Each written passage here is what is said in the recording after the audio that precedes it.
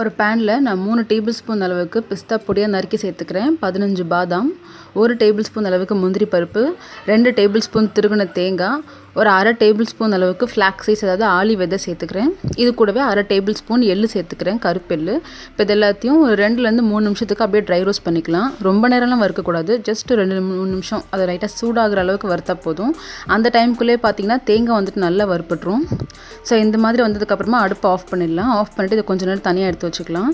தேங்காயும் ரொம்ப ப்ரௌன் ஆக்கக்கூடாது, லைட்டாக சுருங்கினா போதும். இப்போது வேறு ஒரு பவுலில் நான் 3 டேபிள் ஸ்பூன் சர்க்கரை சேர்த்துக்கிறேன். அது கூடவே 3 கப் அளவுக்கு பால் சேர்த்துக்கிறேன். பால் சூடான பால்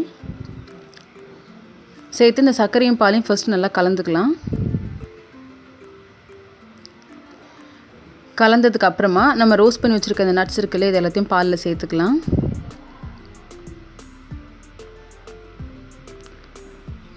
இது கூடவே ஒரு 1/4 டீஸ்பூன் அளவுக்கு கிராம்பு பொடி சேர்த்துக்கிறேன். கிராம்பை வந்துட்டு வெயிலில் காய வச்சு பொடி பண்ணிக்கணும். அந்த பொடி தான் நான் சேர்த்துருக்கேன். சேர்த்து ஒரு வாட்டி நல்லா கலந்து விட்டுடலாம். கலந்துட்டு கிளாஸில் ஊற்றி இமீடியட்டாக சர்வ் பண்ண வேண்டியது தான். இந்த பால் வந்துட்டு பார்த்திங்கன்னா ரொம்பவே எனர்ஜி கொடுக்கும் உங்களுக்கு. இதில் வந்துட்டு பார்த்திங்கன்னா உடம்புக்கு தேவையான எல்லா சத்துமே இருக்குது. ஆளி விதை, கருப்பு எள்ளு, பாதாம், பிஸ்தா, தேங்காய், முந்திரி எல்லாமே இருக்குது.